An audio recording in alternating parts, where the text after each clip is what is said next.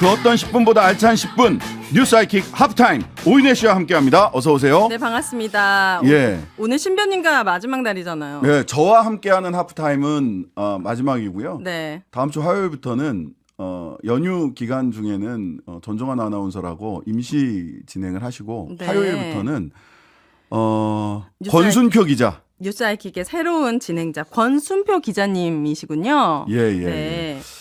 TV 뉴스회전 진행하셨던 권순표 기자가 다음 주 화요일부터는 진행을 하시게 되고 네. 오윤혜 씨는 이제 권순표 기자와 함께하는 하이킥. 하이킥 계속 자리를 지키시게 됩니다. 하프타임은 그동안 했던 대로 마음껏 하이킥을 차도 된다고 하셔가지고 피디님께서 제가 신변님 목까지 더 시원하게 하이킥을 날릴 수 있도록 노력해 보도록 하겠습니다. 네. 자, 오윤혜 씨 오늘 보신 뉴스?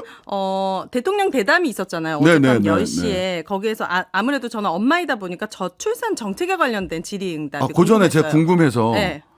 300만 원짜리 파우치 외국 회사 조그만 거 네네네네. 윤혜 씨 갖고 계세요?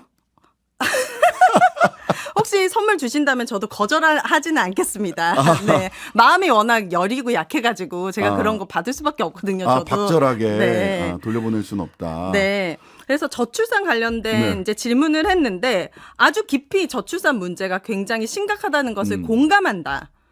근데 공감은 하시는데 대책이 아예 없는 거예요. 네네. 대책에 대한 질문은 없더라고요. 그러니까 대책이 없으니까 질문 안 하셨겠죠. 음. 그래서 오마이뉴스에서 엄마들의 고백에 대한 이제 기사를 연재하고 있는데 엄마들의 이야기를 들려드릴 테니 네. 이 이야기를 듣고 제발 저출산 관련된 대책을 마련해 주시길 대통령께서 네.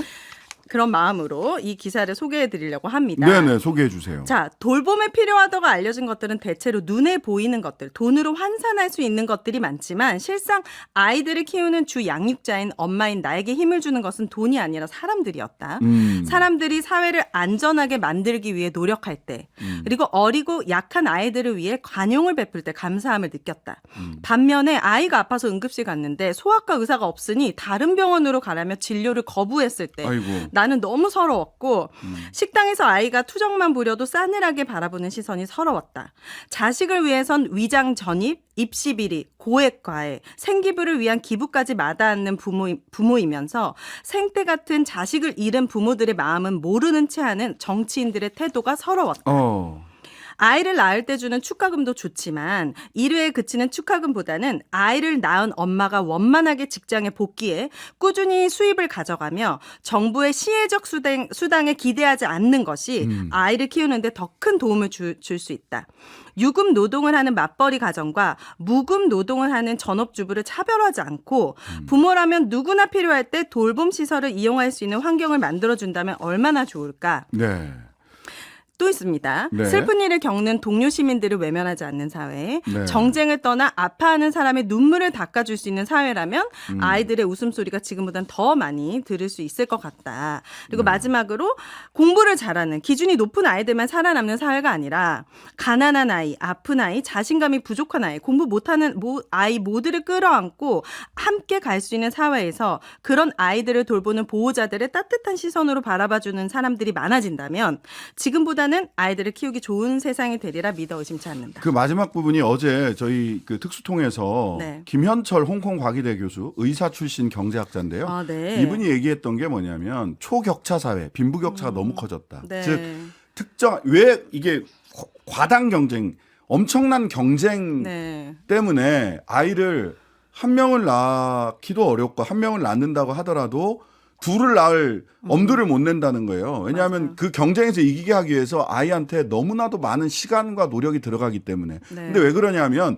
0.1% 우리나라 소득의 0.1%의 가장 많은 직업이 뭐냐면 대기업 임원, 네. 그다음에 금융투자업 같은 거 하는 사람, 그다음에 의사랍니다. 네. 예. 그 1%, 0.1%에 0.1%에 네. 들어가는 직업군이 그것밖에 없어요. 네. 그러니까 여기에 진입하기 위해서 너무 많은 경쟁을 하고 그리고 거기에 0.1%에 진입했을 때와 네. 그러지 않았을 때 먹고 사는 문제가 너무 많이 차이가 나기 때문에 네. 그 0.1%에 진입하기 위한 과도한 경쟁이 저출생을 불러일으키고 있다라는 경제학자의 분석을 네. 들었어요. 그러니까 맨 마지막 부분 조금 못났어도 조금 네. 뭐 잘 공부 나가지 못해도, 못해도 아파도 공부도 못해도 네. 좀 장애가 있다고 하더라도 네. 좀 어울려서 살 수 있는 그런 사회가 돼야 아이를 낳을 수 있다. 맞습니다. 정말 예. 느낍니다. 0.1%.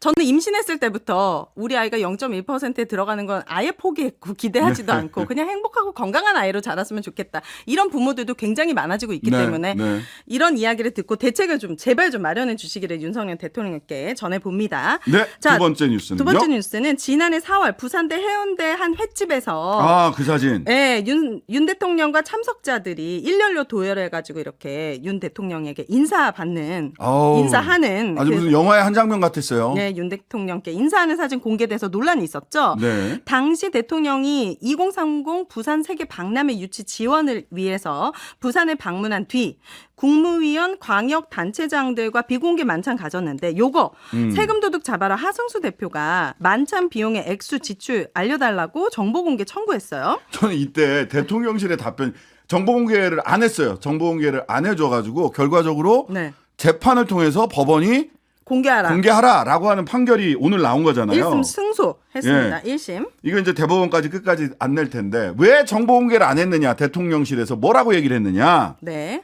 국가 안전 보장 및 국정 수행 등에 관한 사항이라서 정보 공개할 수 없다. 아, 이 이유가 법원에서도 받아들여지지 않는 거죠? 안 받아들여진 거죠. 이 그렇죠. 너무 아무 말 아닙니까? 아니 해운대 횟집에서 거기서 밥 먹고 술 먹은 게 이미 심지어는 거기서 저녁 만찬을 했어요. 끝났죠. 그리고 만찬하고 나서 해운대 횟집으로 또 갔다고. 근데 거기서 술값을 누가 냈냐, 밥값을 누가 냈냐. 네. 이게 국가 안전 보장 및 국정 수행 등에 관한 사항이에요?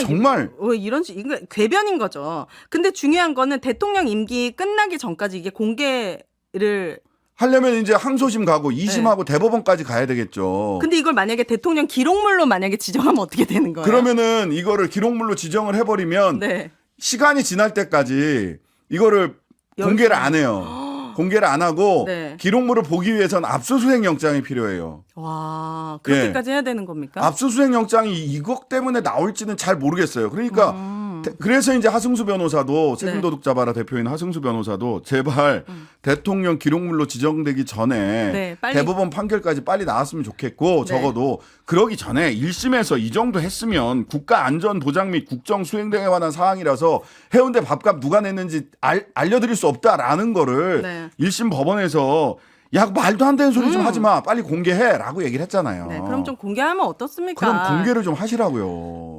공개해 주시길 바랍니다. 네. 네. 자, 그리고 두 번째 요즘 의대 정원 문제로 시끄럽습니다.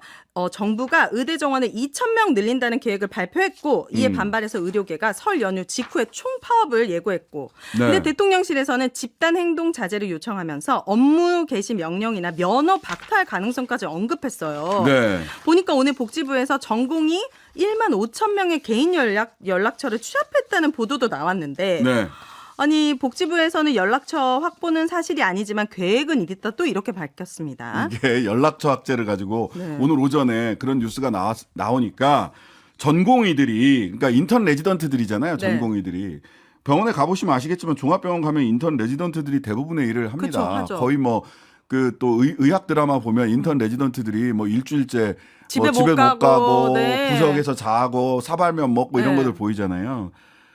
전공의들한테는 핸드폰 번호는 개인정보입니다. 그렇죠? 개인정보를 동의하지 않고 수집할 수 있느냐라는 문제가 있는 거예요. 그렇구나. 그러니까 오후에 급하게 보건복지부에서 수집하지 않았다. 하지만 라고 계획은 있다. 네, 라고 얘기를 하는 겁니다. 근데 여기에 대해서 이제 법적 쟁점이 왜 핸드폰 수집 얘기를 가지고 이렇게 왔다 갔다 하느냐. 업무 개시 명령을 하잖아요. 네. 업무 개시 명령. 그때 코로나 때도 업무 개시 그 의사들 막 파업하고 전공의들 파업했을 때 업무 개시 명령이라는 게 있는데 업무 개시 명령서가 본인에게 도달돼야 돼요. 그래야 그 명령이 그때부터 작동을 해서 업무 개시 명령을 받았음에도 불구하고 몇 시간 안에 업무 복귀를 하지 않으면 뭐 면허를 어떻게 한다 불이익을 줄 수가 있어요. 네. 그래서 사라졌잖아요. 핸드폰 끄고 사라졌다고. 네, 그랬어요. 그때 그랬어요. 잘 네. 기억해 보세요. 핸드폰 끄고 사라졌어요. 그러다 보니까 그때 보건복지부에서 어떻게 했냐면 무슨 그 응급실이라든지 병원 문 앞에 이런 데다가 업무 개시 명령서를 갖다 붙였어요. 네. 근데 그거는 법적으로 효력이 없다라고 하는 게 다수설입니다. 아. 개인에게 직접 도달해야 그때부터 업무 개시 명령이라는 게 전달되고 그게 효력을 발생해요. 네. 그러다 보니까 또 소리 소문 없이 사라질까봐 업무 개시 명령서를 안 받으려고 하겠죠. 그러니까 미리 핸드폰 번호를 아하. 확보를 하려고 했던 거예요. 근데 네. 개인 정보를 자기들도 개인정보 병원에다 모아놓은 게 있을 수 있죠. 근데 목적 범위 외에 사용하면 개인정보법 위반이 됩니다. 네. 이러니까 급하게 아이고 확보는 사실이 아니다. 라고 얘기를 하고 있는 겁니다. 아, 네. 이런 아주 디테일한 싸움이 벌어지고 있다. 네. 전공의들은 전두환 시즌2냐 의료판 서울의 봄이냐 즉시 파업하겠다 이러고 있는데 네. 어떻게 될지 좀 지켜보도록 해야겠습니다. 신변님 1년 동안 너무 즐거웠고 오정TV에서 기다리도록 하겠습니다. 그 신변님. 무서운 방송. 자, 3부에서는 변상욱 최경영 기자님 모시고 알아보도록 하겠습니다. 하프타임은 여기까지. 감사합니다. 감사합니다. 고생하셨어요. 네. 하루 종일 기다려지는 진짜 시사. 평일 저녁 6시 5분 신장식의 뉴스 하이킥.